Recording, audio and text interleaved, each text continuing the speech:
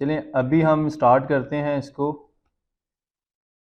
अपने प्रोजेक्ट को। और आज हम अपनी जो हमारी ऑथेंटिकेशन जो हमने अप्लाई किया है उस फॉर्म के अंदर हम कुछ एक्स्ट्रा फील्ड्स ऐड करेंगे। लाइक उधर तो जनरल कुछ फील्ड्स आ रही हैं, नाम, ईमेल, पासवर्ड वगैरह। तो हम उसके अंदर फ़ोन, एड्रेस, इस तरह की चीज़ें ऐड करते हैं और वो कैसे उसको कस्टमाइज़ करना, और हमने लारावेल के ही रजिस्ट्रेशन प्रोसेस को यूज़ करना है। तो क्यों वो इसलिए टाइम सेविंग के लिए, क्योंकि अगर आप खुद बनाएंगे उसको तो आपको उसके लिए एक व्यू भी सेपरेट बनाना पड़ेगा, आपको उसके लिए एक पीछे यूआरएल्स भी बनाने पड़ेंगे, आपको कंट्रोलर में फंक्शंस भी बनाने पड़ेंगे, मॉडल भी नए बनाने पड़ेंगे। तो हम इसी के अंदर जो है ना इसी को यूज़ करते हैं, PHP आर्टिजन सर्फ।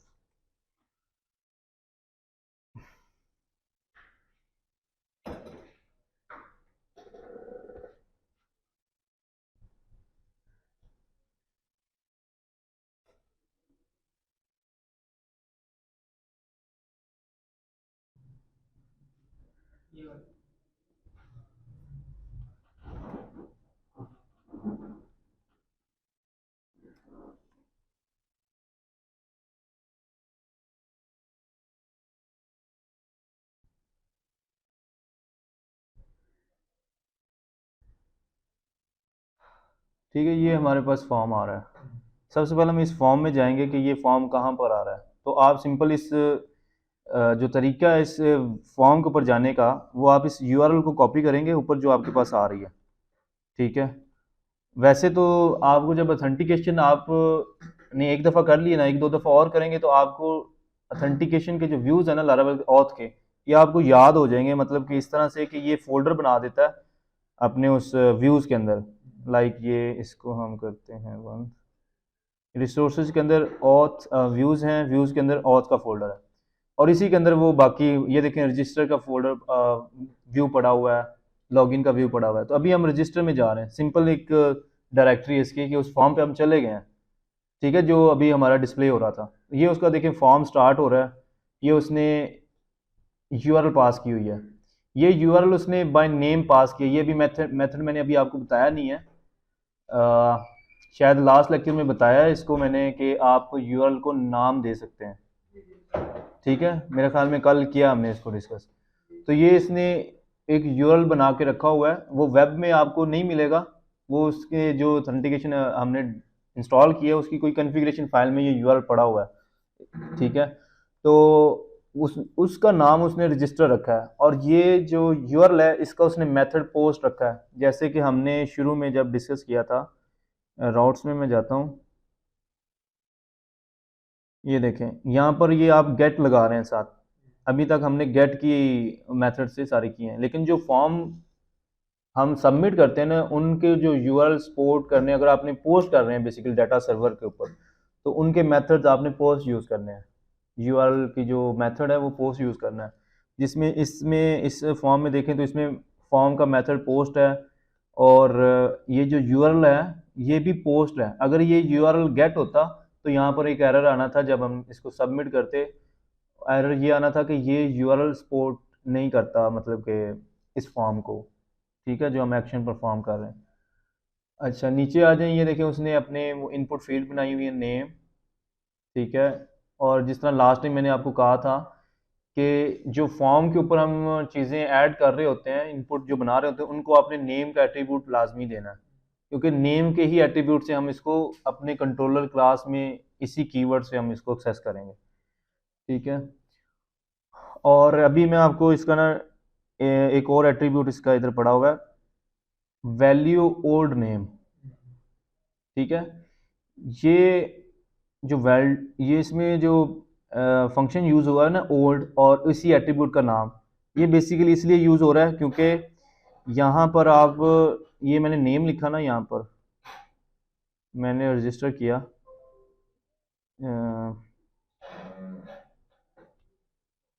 बेसिकली हो सकता है यहाँ पर कुछ 10 फील्ड्स हो और हमने 10 फील्ड्स को कुछ फिल किया, इसमें वैलिडेशन ना लगी हो इस फॉर्म पे। अभी तो ये वैलिडेशन लगी हुई ना इस पे, वो कह रहा है। तो कोई एक फील्ड ऐसी हो जो हमसे गलत टाइप हो गया या हमने गलत कर दिया है, तो वो पेज रीलोड हो जाएगा। रीलोड होने के बाद ये फॉर्म सारा जो है ना गायब हो जाएगा जो आपने इंटर किया होगा। लेकिन ये जो मेथड है, ये जो इसने यूज़ किया हुआ है ओल्ड, ये वैल्यूज़ इसमें स्टोर रखेगा। ठीक है, ये इस पर्पज़ के लिए यूज़ होता है। मतलब कि वो नेम जो है ना गायब नहीं होगा, वो इसके अंदर इसके वैल्यू स्टोर करता है इस मेथड में। तो फिर अगर इसको रिमूव करते हैं कोई एरर नहीं आएगा टेक्निकली?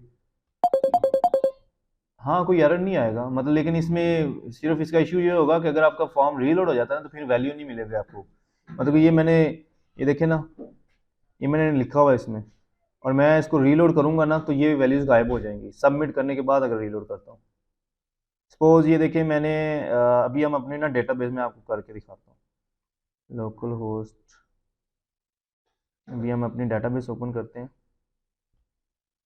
और इसमें एक ईमेल पड़ा होगा, मैं ना वही ईमेल डालता हूँ, क्योंकि उस पर वो रीलोड करेगा, वो कहेगा कि ये ईमेल ऑलरेडी रजिस्टर्ड है, और फॉर्म रीलोड हो जाएगा, और आपको ये वैल्यूज़ उधर नज़र फिर भी आ रही होंगी। अभी कौन सा था डेटाबेस, ये टेस्ट ऐप, हाँ टेस्ट ऐप था। अच्छा जी, ये यूज़र्स हैं, और इसमें हम ईमेल एक कॉपी कर लेते हैं, ये वाला, कि ये हाँ, ये 1 2 3 4 5 6 7 8।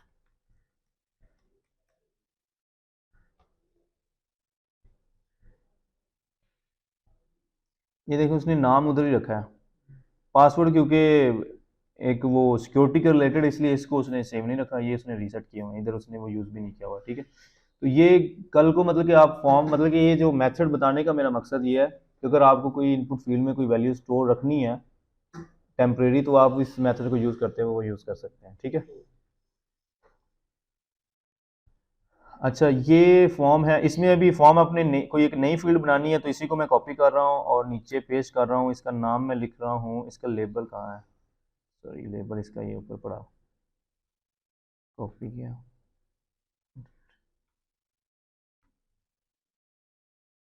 ये यहाँ से लेबल को लेकर हम इनपुट तक जा रहे हैं मतलब, और इसका नाम मैं रख देता हूँ, इसका फॉर फ़ोन, इस लेबल का नाम भी मैं फ़ोन कर देता हूँ। कोई भी दे सकते हैं, हम्म, कुछ भी दे सकते हैं। फॉर का मैं बताता हूँ फॉर क्या है। फॉर नहीं, वो रेफर कर रहा है ना इस इनपुट को, आईडी को। फॉर में कोई ये ज़रूरी नहीं है, लेकिन ये एचटीएमएल के ना वो बेसिक पैटर्न है जो आपने यूज़ करने होते हैं। लाइक ये जो लेबल है, ये इस इनपुट के लिए यूज़ हो रहा है। उसका तो कोई मतलब है। हाँ, तो ये हम जो है ना फ़ोन इधर मैं कर रहा हूँ, इसका टाइप नंबर रख लेते हैं, और इधर एरर, अगर कोई फ़ोन में हमारा एरर आता है तो इसने क्लास एक ऐड एरर की बनाई हुई है, और इसमें हम फ़ोन की ही क्लास वो ऑटो ऐड कर देगा। इसका नाम फ़ोन ही रख रहा हूँ मैं, इसमें ओल्ड वैल्यू भी फ़ोन आनी चाहिए। ठीक है, और ये रिक्वायर्ड है,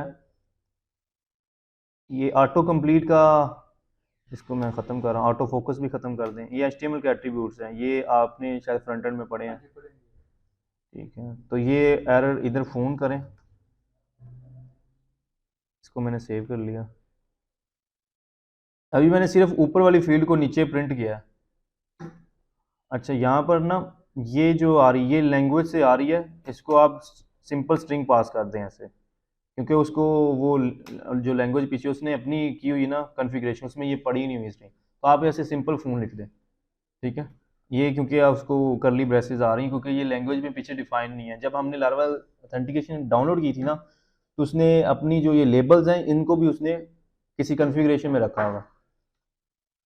तो सर इसको हम कस्टमाइज देख नहीं कर सकते, टाइप्स की चेंज नहीं कर सकते हम? क्या मतलब? फोन की टाइप ऐसे है। फॉन्ट नहीं, लेबल को उसने लैंग्वेज के लिए मतलब कि डिफाइन करके रखा हुआ है पीछे। मीन्स कि कल को मैं इधर कुछ और लैंग्वेज बनाता हूँ ना, ये हम लेटर ऑन डिस्कस करेंगे, ये अभी इसको ना आप ना करें, क्योंकि कंफ्यूज हो जाएंगे उसमें।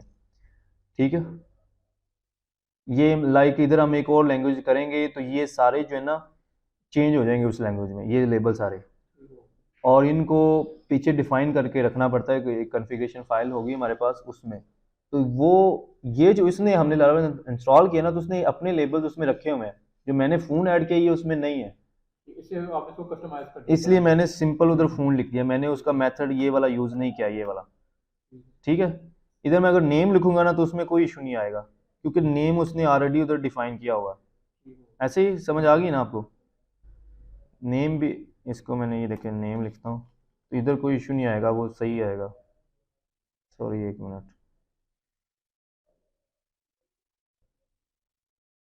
नहीं, मैंने सर मैंने ब्रैकेट लिख दिया आपने, ब्रैकेट आपने लिख हाँ, दिया, ब्रैकेट मैंने में। गलत लिख दिया है, सॉरी।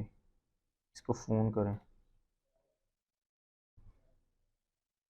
हाँ, इसने बल्कि वो लैंग्वेज वाला यूज़ नहीं किया हुआ, लेकिन कभी कभार अगर आपको ये भी ऐसा, जब मल्टीलिंगुअल पे काम कर रहे होते हैं ना, तो कोई ऐसी स्ट्रिंग जो इस तरह से आए, तो उसका इशू वो लैंग्वेज का होगा जो मैं समझ रहा था, ठीक है। लेकिन ये यहाँ पर बाय मिस्टेक वो मुझसे करली ब्रेसेस लगी हैं। ये स्ट्रिंग आप ऐसे भी पास कर सकते हैं, करली ब्रेसेस के अंदर भी, वो जिस तरह उसे हम कर रहे हैं। आप डायरेक्ट भी इधर फ़ोन लिख सकते हैं, ठीक है, जिस तरह ऐसे करके, तो उसमें कोई इशू नहीं है। लेकिन अगर आपने लारावल की वो यूज़ करना है सेंटिक्स, तो आप इस तरह से करेंगे, ठीक है। अगर आपने सिंपल स्ट्रिंग यूज़ करनी है तो वो आप ऐसे करेंगे, तो मैं सिंपल कर रहा हूँ, ठीक है। अच्छा, ये अब हमारे पास फील्ड आ गया। इधर हमने फॉर्म में यूआई में तो ऐड कर दिया, लेकिन अब ये जब मैं सबमिट करूँगा तो ये मुझे डाटा जहाँ जिस जगह पर जा रहा है, उस जगह पर इसको मैंने चेक करना है। स्टोर होने से पहले हम इसको डीडी करके चेक करेंगे कि हमारे पास डाटा क्या क्या आ रहा है। तो यहाँ से हम फिल करते हैं।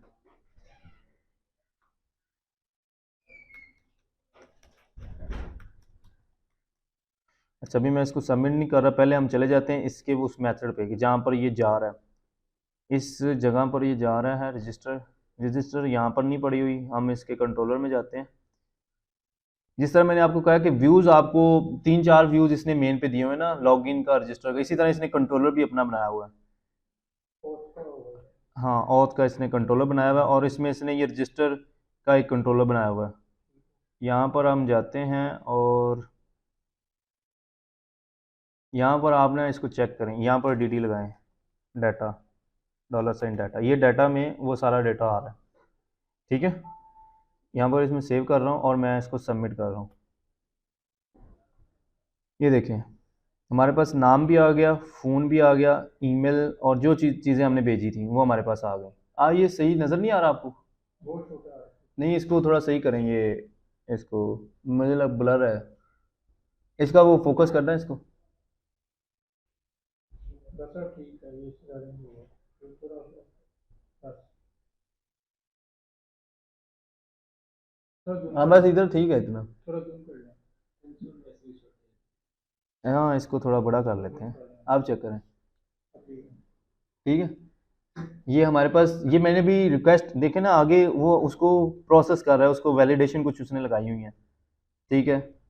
फिर ये आगे क्रिएट का फंक्शन ये यूज़ कर, यहाँ पर वो, यहाँ पर बेसिकली वो चीज़ें सेव हो रही हैं, ठीक है।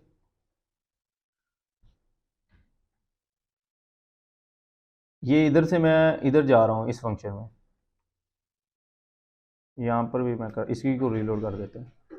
ये देखें सेम हुआ है, क्योंकि ये जो फंक्शन ना ऊपर वाला, ये वैलिडेटर है, उसने वैलिडेटर लगाया हुआ है कि स्टोर वाले फंक्शन से पहले मेरा वैलिडेटर फंक्शन चले, इसको वैलिडेट करे कि जो उसने, इधर आप फ़ोन भी रख सकते हैं कि फ़ोन रिक्वायर्ड होना चाहिए, वो आप इधर वैलिडेटर में ऐड कर सकते हैं ऐसे, इसका नाम लेकिन फ़ोन करना है फिर आपने ऐसे, रिक्वायर्ड है, स्ट्रिंग है, मैक्सिमम कितने नंबर होने चाहिए वो आप सर डाल सकते नंबर नहीं है यहाँ पे, सॉरी इंटीजर। हैं। हाँ, वो कर सकते हैं, जो जो चीज़ें आपको रिक्वायर्ड हैं वो आप डाल सकते हैं, ठीक है। अच्छा, ये है यूज़र का मॉडल, इसे कहते हैं मॉडल। मैंने कल, हमने थोड़ा सा बस इसको किया था कंटिन्यू, लेकिन आज इसको हम डिटेल में देखेंगे। मॉडल के थ्रू, ये मॉडल एक बेसिकली क्लास है आपकी। हमने जो लारावल है, ये है एमवीसी फ्रेमवर्क, ठीक है, मॉडल व्यू कंट्रोलर। तो आज वो जो हमारा फ्रेमवर्क का पैटर्न है, मॉडल व्यू कंट्रोल, वो इस चीज़ को डिस्कस करने से, इम्प्लीमेंट करने से आज हम वो क्लोज करेंगे तीनों टर्म्स को। पहले हमने व्यूज़ और कंट्रोलर को ऑलरेडी डिस्कस किया हुआ है, लेकिन ये जो मॉडल है ये हम आज करते हैं। सबसे पहले आपने किसी भी, देखे ना हमने, उसने क्या किया हुआ है, एक ये जो राउट उसने बना के रखा हुआ है अपने फॉर्म का, ये आप राउट अपनी मर्जी का भी इधर बना के रख सकते हैं। ये ज़रूरी नहीं है कि ये इसी राउट के ऊपर जाए और उसी फंक्शन में जाए, इसको आप अपनी जगह पर भी ले जा सकते हैं, ठीक है। इधर आप पोस्ट राउट अपनी वेब में डिफाइन करें और वो अगर इधर डाल देते हैं तो वो ये उस जगह पे चला जाएगा।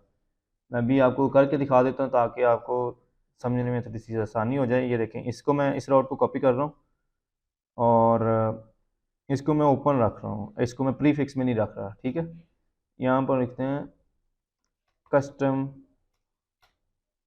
रजिस्टर। ठीक है, राउट कस्टम रजिस्टर मैंने, और इसको आप नेम भी दे सकते हैं। ठीक है ना, नेम मैं कर देता हूँ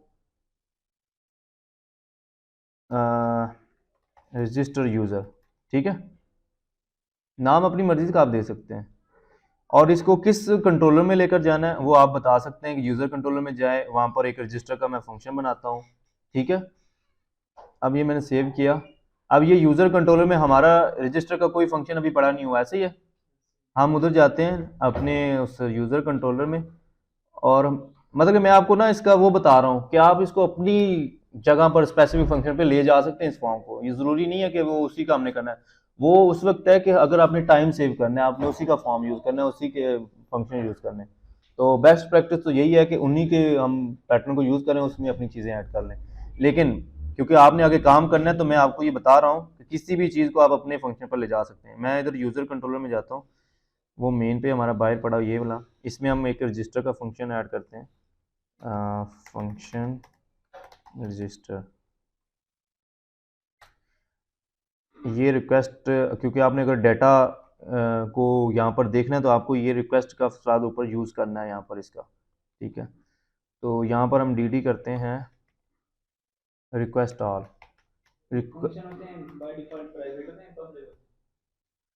बाई डिफ़ॉल्ट पब्लिक होते हैं, आप इधर पब्लिक नहीं भी लिखेंगे तो ये पब्लिक होगा। ठीक है, अगर इधर लिख भी देंगे तो ये पब्लिक होगा। फंक्शन वैसे इस तरह आप डिफाइन कर लेना, पब्लिक फंक्शन रजिस्टर। तभी हमने ये देखें राउट बनाया, कौन सा, रजिस्टर यूज़र, और इसको हमने कहाँ भेज दिया है, यूज़र क्लास के अंदर रजिस्टर का एक फंक्शन है। तो ये हम जाते हैं उसी व्यू के अंदर, ये व्यू है हमारा, और इस फॉर्म को मैं ये वाला दे दिया मैंने राउट। ठीक है, अब मैं इसको ना वापस जाता हूँ, इस व्यू को आपको ना रीलोड करना होगा। किधर है ये, इसको, ये देखें, अभी हम इसमें चीज़ें अपनी ऐड करते हैं। अब सारी उसकी वैलिडेशन ख़त्म हो गई क्योंकि हम उसको अपने फंक्शन पे लेकर गए, उधर आपको सारी चीज़ें खुद से करनी पड़ेंगी। ये मैंने रजिस्टर किया। अब ये देखें post method is not supported, क्योंकि मैं वहाँ पर भूल गया हूँ उसको मेथड पोस्ट लगाना, जो मैं अभी आपको बता रहा था। वेब राउट में मैंने एक यूआरएल बनाया जिसका मेथड मैंने गेट ही रख दिया, इसको आपने पोस्ट करना है अगर आपने फॉर्म पोस्ट के जरिए इसको यूज़ करना है तो। ठीक है, अभी इसको दोबारा रिफ्रेश करें आप, ये देखें ये आपको सेम डाटा अब उस फंक्शन में नज़र आ गया, उस क्लास में नज़र आ गया जिस पे हम उसको लेकर गए हैं। ये नहीं है, ये वाली क्लास। ठीक है, तो यहाँ पर अब आपको वो कस्टम खुद से जो है ना रजिस्ट्रेशन करनी पड़ेगी। आपने मॉडल यूज़ करना है तो आपको इधर सबसे पहले ऊपर, मतलब कि ये डाटा आपके पास आ गया हुआ है क्लास में किसी फंक्शन में, अब इसको आगे डेटाबेस तक लेकर जाना है, वो मॉडल आपको काम करके देगा। ठीक है, ये हमारे पीछे सर्वर साइड क्लास तक डेटा आ चुका हुआ है, अब इसको हमने डेटाबेस तक लेकर जाना है तो आपको मॉडल यूज़ करना होगा, यूज़ ऐप मॉडल्स। लारावेल जो बाय डिफ़ॉल्ट मॉडल की डायरेक्टरी है वो मॉडल्स के अंदर प्रोवाइड करता है, ऐप के अंदर मॉडल्स और यूज़र। ठीक है, और इसको आपने यहाँ पर यूज़ करना है यूज़र क्रिएट। लारावेल जो है ये आपको एक मेथड, इसे कहते हैं लिक्विड मॉडल, ये जो ये चीज़ है ये आपको ना एक क्रिएट का मेथड प्रोवाइड करता है। ठीक है, इसी के ज़रिए इंसर्ट होता है डाटा, इसके अंदर आपको रे पास करनी है। ठीक है, ये अब मैं आपको वो पैटर्न बता रहा हूँ क्योंकि जितने भी फ्रेमवर्क्स पे आप काम करेंगे ना उनकी एक पैटर्न होंगे, उनको आपको यूज़ करना होता है। अगर कस्टम पीएचपी कोर पीएचपी उसमें आप अपनी मर्जी से चीज़ें कर लेते हैं, लेकिन जो पैटर्न है इधर हम कस्टम कोर पीएचपी का कोड लगाने बैठ जाएं तो फिर हमें लारावेल का कोई फ़ायदा नहीं है। ठीक है, तो इसलिए ये आपने जो फ्रेमवर्क यूज़ कर रहे हैं उसकी सारी चीज़ों को आपने ग्रिप करना है, क्या क्या वो चीज़ें प्रोवाइड कर रहा है, हमने उनको यूज़ कैसे करना है।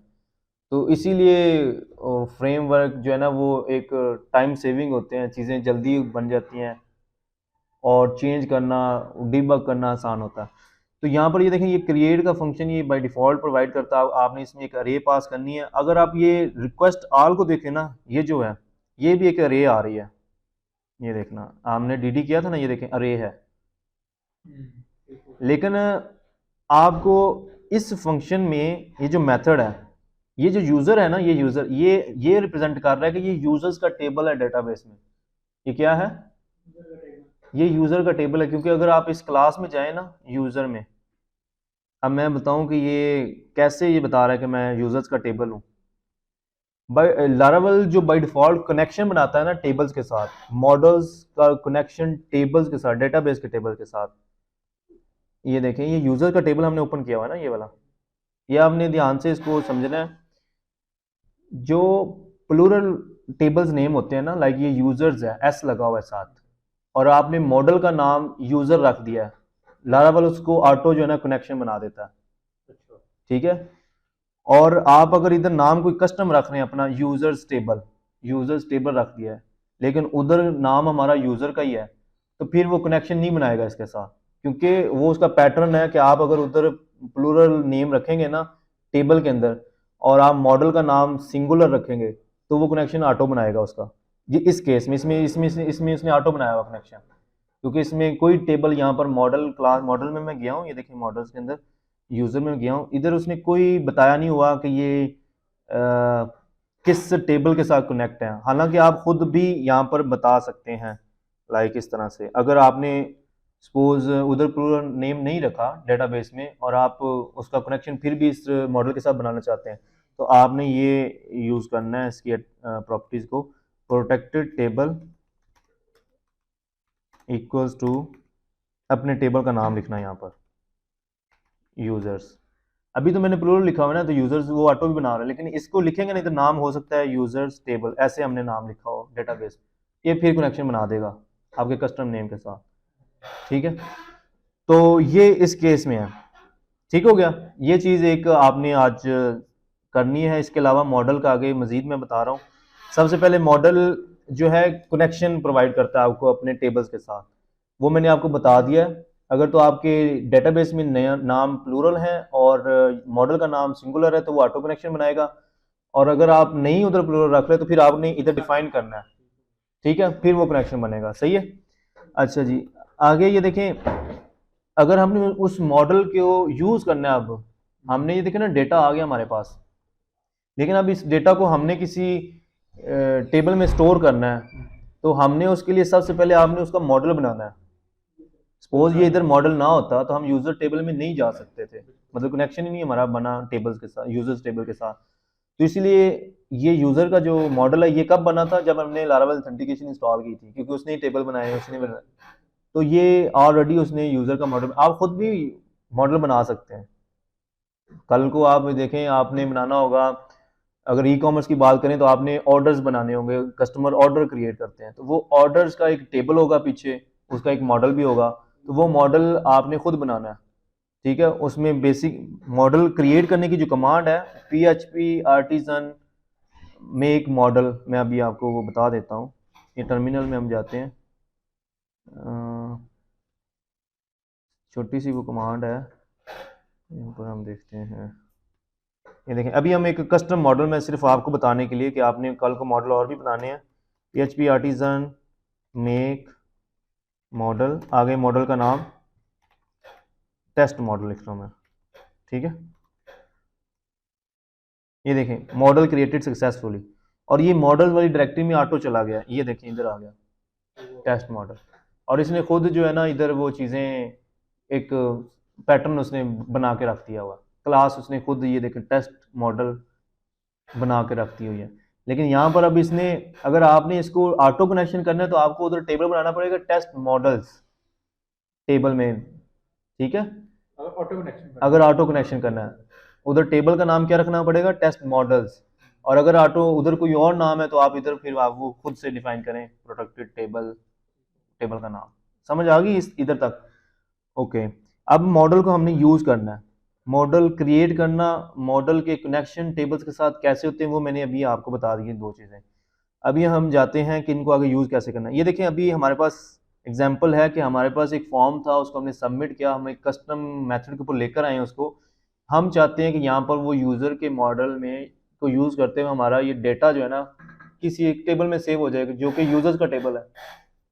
सबसे पहले आपने उसको ऊपर यूज़ करना है, ऐप मॉडल्स यूज़र, उस क्लास तक जाना है, ठीक है। नीचे आपने उसको उस क्लास को यूज़ करना है। ये बाय डिफ़ॉल्ट क्रिएट का मेथड प्रोवाइड करता है, उसमें ये अरे जो अरे डेटा टाइप वो यहाँ पर रिक्वायर्ड है, ठीक है। यहाँ पर आप खुद से भी ऐसे बना सकते हैं, लेकिन ये जो यहाँ पर स्ट्रिंग वैल्यूज़ होंगी, ये वैल्यूज़ आपके टेबल के साथ मैच करनी चाहिए। नेम इक्वल टू, यहाँ पर मैं कहता हूँ काशिफ, ठीक है। इसी को मैंने कॉपी किया, नीचे पेस्ट किया। मैं खुद स्टैटिक वैल्यू डाल रहा हूँ, ईमेल इक्वल टू kashif@noemail.com। और फ़ोन के अभी हमारी उधर है नहीं, फील्ड नहीं है यूज़र में, तो इसलिए एरर आएगा, तो इसलिए मैं फ़ोन नहीं भेज रहा। पासवर्ड इक्वल टू काशिफ ही रख रहा हूँ। क्या क्या फील्ड्स हैं ये आपने डेटाबेस से कंफर्म करनी है। ये वैसे चीज़ें आप मॉडल में भी रखते हैं, लेकिन वो मैं आपको बाद में बताऊंगा। अभी आप सिर्फ डेटाबेस से देखें क्या क्या फील्ड हैं। ये देखें, आईडी ऑटो इंक्रीमेंट है, जी वो तो है। ठीक है। ये ऑटो वैल्यूज़ यहाँ पर आती जाएंगी। ये हम कल को एक नया टेबल बनाएंगे, उसमें हम चीज़ें मैं आपको बताऊंगा कि टेबल्स माई एसक्यूएल में कैसे वर्किंग करते हैं, लेकिन अभी के लिए हम मॉडल सिर्फ डिस्कस करेंगे। ये देखें, नेम है, ईमेल है, ईमेल वेरीफाइड है, पासवर्ड है, रिमेंबर टोकन है। मैं हम इसके अलावा ना पासवर्ड भेजते हैं, बल्कि मैंने भेज दिया उधर से पासवर्ड, ठीक है। ये वैल्यूज़ मैंने, ये डीडी मैं ख़त्म करता हूँ डीडी, बल्कि इसको ना हम नीचे लगाते हैं, डीडी डाटा सेव्ड। क्योंकि ये देखें ना, मैंने यूज़र क्रिएट फंक्शन के बाद मैंने डीडी लगाया है, मींस कि ये ऑपरेशन हो जाएगा क्रिएट का, वो स्टोर कर दिए, यूज़र खुद ही मॉड उस टेबल के अंदर डाटा डाल देगा ये। अभी हम इसको करते हैं ज़रा, इधर से रिफ्रेश करते हैं दोबारा। ये हमने इसको पासवर्ड लगाया,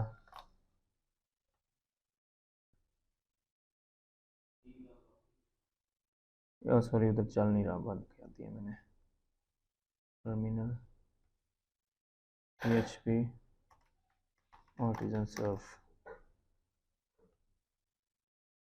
इसको रिफ्रेश कर दिया मैंने। ये देखें डाटा सेव्ड। अब डाटा सेव्ड हमने एंड पे लगाया था, इससे पहले हमने एक मेथड यूज़ कर लिया, यूज़र क्रिएट का मेथड यूज़ किया, इसने एंट्री कर दी हुई है वहाँ पर टेबल। अब हम अपने डेटाबेस में जाते हैं और यहाँ पर ब्राउज़ करते हैं अपने डाटा को, तो ये देखें एक थर्ड नंबर पे एंट्री आ चुकी हुई है। इसमें जो चीज़ें हमने भेजी थी वो आ गई, काशिफ काशिफ काशिफ, ठीक है। सही है, आपको इसकी समझ आ गई कि मॉडल के ज़रिए हम कैसे क्रिएट करते हैं रिकॉर्ड, ठीक है। सर ये दो क्वेश्चन है। एक तो ये कि आपने नेम स्पेस लिखा है, अगर नेम स्पेस में स्पेलिंग मिस्टेक हो रही है तभी एरर आ जाएगा कि वो ऑटो कैट आएगा, कौन सा नेम स्पेस? जैसे कि आपने ऐड किया ऐप मॉडल यूजर, हाँ जी, एरर आएगा। इसमें ये आएगा। देखिए मैंने इधर यूजर्स लिख दिया सपोज, या ये मेरे से एच गलती से लग गया, तो ये आपको एरर देगा। ये मैंने दोबारा से रिफ्रेश किया, मतलब दोबारा सबमिट पर प्रेस किया, तो यहाँ पर एरर आएगा। वो कहेगा कि वो यूज़र की क्लास मिली नहीं है मुझे। ये देखें, क्लास यूज़र नॉट फाउंड, क्योंकि इसको हमने इस मेथड के अंदर यूज़ किया। ये देखें रजिस्टर के अंदर यूज़र को, लेकिन ये क्लास इस पूरी फाइल में ऊपर डिफाइन नहीं की गई। अब दूसरा था ये कि आपने भी यहाँ पे नेम की एंट्री की, ये स्टैटिक लिखी है, ये स्टैटिक है। अब हमने इसको आगे वैल्यूज़ पास करनी है अपने फॉर्म से। ये कोई मैं पूछ वो रिक्वेस्ट के अंदर, ये देखें रिक्वेस्ट के अंदर आपके पास सारे डाटा आ रहे हैं ना, इधर से हमने आगे इधर पास कर देना है इसको, ठीक है। अब वो मैं आपको करके दिखाता हूँ। अच्छा जी, ये देखें यहाँ पर मैं आपको अब चीज़ बताता हूँ, डीडी करके दिखाता हूँ। अब डीडी रिक्वेस्ट ऑल के अंदर आपके पास पूरी अरे आती है। ये आपने इस चीज़ को याद रखें, रिक्वेस्ट ऑल के अंदर रिक्वेस्ट और ऑल एक मेथड है रिक्वेस्ट को चेक करने के लिए, उसके वैल्यूज़ को। लेकिन आपने रिक्वेस्ट के अंदर किसी एक स्पेसिफिक चीज़ को देखना है जो आपने अपने फॉर्म से भेजी है, लाइक नेम भेजा है, तो उसको देखना है, उस वैल्यू को। तो आप इधर लिखेंगे रिक्वेस्ट नेम, तो इसमें सिर्फ आपको वो नेम की वैल्यू दिखाएगा। ये मैं इधर जाता हूँ, ये दोबारा मैंने फॉर्म सबमिट किया, तो ये भी हमने सिर्फ नेम, मैंने कैशियर लिखा हुआ था, उसने सिर्फ कैशियर दिया। इसका मतलब ये हुआ कि हम इसको इस मतलब के टर्म को यहाँ पर यूज़ कर सकते हैं, नेम में पास कर सकते हैं इसको। ठीक हो गया। इसी तरह उधर हमने ईमेल भी भेजा हुआ था, वो ईमेल इधर लिख दें। ठीक है। और हमने उधर पासवर्ड भी भेजा हुआ था, रिक्वेस्ट। तो फिर तो इसमें डीडी की यूज नहीं ना होगा अब। नहीं, ये डीडी अब नहीं ना हो, वो तो टेस्ट डिबगिंग के लिए मैं यूज़ आपको दिखा रहा था, ये बंद करना है, अदरवाइज वो आगे जाएगा ही नहीं, इधर वो उधर तक ही रुक गया। ठीक है, अभी दोबारा करें तो अभी जो हमने अपने हाँ ये अभी ना, क्योंकि ये जो एरर आया ना ये उस मॉडल के थ्रू नहीं आया, ये इसने एरर नहीं दिया, ये एरर हमारे डेटाबेस ने जो है ना रिटर्न किया, क्योंकि डेटाबेस के अंदर हमने स्ट्रक्चर में आप जाए ना तो ईमेल उसने यूनिक रखा हुआ, ये वाला, ये ईमेल यूनिक है। अगर इसको भी आप यूनिक ख़त्म कर देंगे ना तो वो एंट्री भी एक्सेप्ट कर लेगा, इसीलिए उसने वैलिडेशन लगाई हुई थी, क्योंकि इसको तो हम अपने फॉर्म के ऊपर ले आए हैं। अगर उसका फॉर्म हम देखें ना, ये देखें, ये रही वैलिडेशन, ईमेल, ईमेल में आप देखें यूनिक यूज़र्स, ये वो वैलिडेशन उसने अपनी खुद से बनाई हुई है, तो ये इधर से ही बता देता है यूज़र को, आगे जाने नहीं देता उस मॉडल तक। ये देखें ना, मॉडल तो एंड पे पड़ा हुआ है ना, इधर से ही रिटर्न करेगा कि भाई ईमेल कोई और यूज़ करो, ये ऑलरेडी यूज़ हुई है। ठीक है, तो ये इस तरह से आप रिकॉर्ड क्रिएट कर सकते हैं, मॉडल बना सकते हैं। अभी मैं इसको दोबारा से ना, ये सिर्फ मैंने आपको बताने के लिए ये काम किया कि इसको हम कस्टम फंक्शन पर लेकर आए। अभी मैं उसको ना व्यू को दोबारा से उसके असली जो उसका फंक्शन है ना सही वाला, उधर लेकर जाते हैं। ये मैं कंट्रोल जी कर रहा हूँ। ठीक है, और अभी हम दोबारा वापस जाते हैं और इसको रिफ़्रेश करते हैं। ये फ़ोन जो है ना ये अभी सेव नहीं हो रहा, क्योंकि इसको अगर सेव कराना तो आपको अपने टेबल के अंदर भी एक फील्ड बनानी है फ़ोन की, और वो फ़ोन आगे पास करना है। ये मैं बना देता हूँ आपको ना इधर, ये देखिए, यहाँ पर स्ट्रक्चर में जाएं, एक और ऐड करें फील्ड ए, मैंने गो किया और यहाँ पर फ़ोन लिखा, यहाँ पर उसकी डाटा टाइप आप सेट कर लें। उधर से नंबर भेजा था हमने, इधर से आप लिमिट रख सकते हैं 20 तक होने चाहिए, बाई डिफ़ॉल्ट ये नल हो सकता है। ठीक है, ये अब आ गई, अब ये वैल्यू आप आगे पास कर सकते हैं फ़ोन की। ठीक है, अब ये सेव भी करेगा, यहाँ पर आप फ़ोन यहाँ पर पास कर सकते हैं।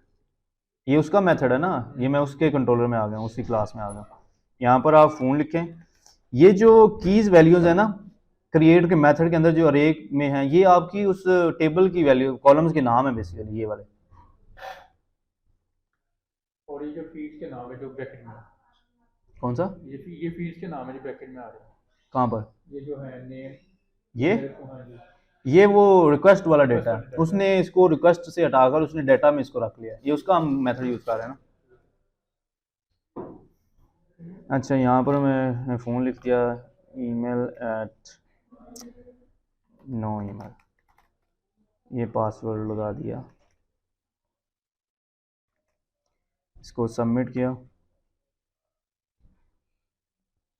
लेकिन ये अभी ना आपका सेव नहीं हुआ होगा अभी भी, क्योंकि मॉडल जो है ना आपको ये भी प्रोवाइड करता है। इसके अंदर जाएं, ये देखें, इसने इधर एक प्रोटेक्टेड फिलेबल प्रॉपर्टीज रखी हुई हैं कि कौन कौन सी फील्ड्स में सेव कर सकता है, ये आपको आगे जाने नहीं देगा कोई एक्स्ट्रा फील्ड भेजेंगे तो। ये यहाँ पर आपको फ़ोन डिफाइन करना पड़ेगा अगर आपने उसको भी, उस फील्ड को भी सेव करवाना है। ठीक है, तो ये फिलेबल जो है ना इसकी प्रॉपर्टी, वो उसमें आपको वो अपनी फील्ड्स डिफाइन करनी है। तो अब आप ये तो इसको लॉग आउट करें। अभी वो देखें, अभी मैं डेटाबेस में जाता हूँ, फ़ोन नहीं आया होगा, बाकी चीज़ें आ गई होंगी। फ़ोन कहाँ है? ये देखें एंड पे फ़ोन नहीं आया, खाली है। अभी हम दोबारा से, क्योंकि मैंने उधर फिलेबल में लगा दिया है, तो हम दोबारा रजिस्टर करते हैं। इधर हम दोबारा से फ़ोन लिखते हैं,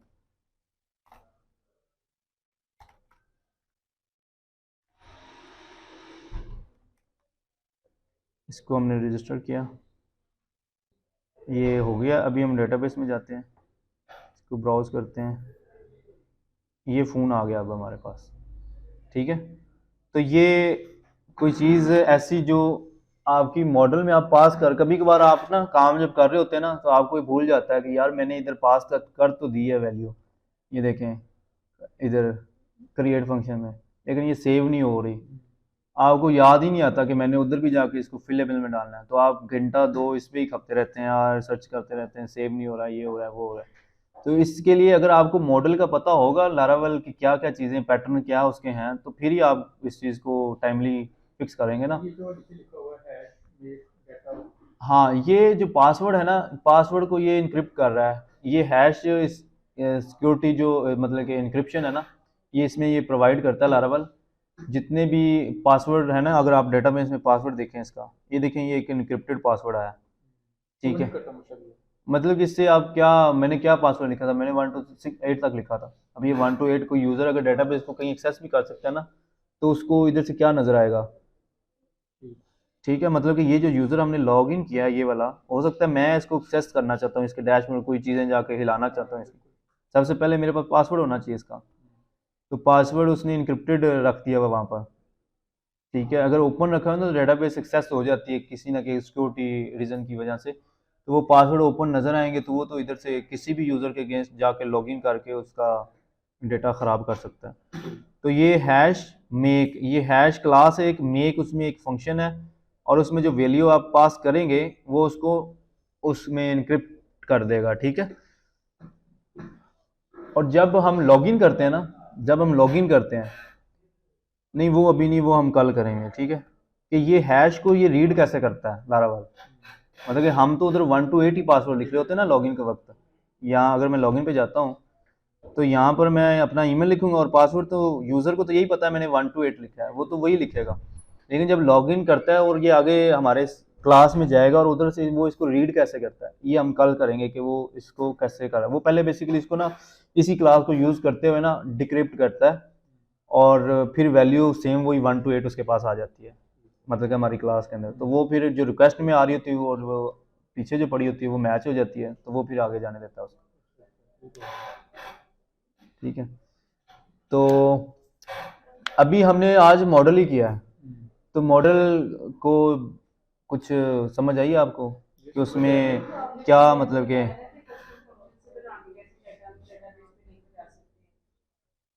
सॉरी, हाँ जी, नहीं उसके बगैर तो नहीं जाएगा।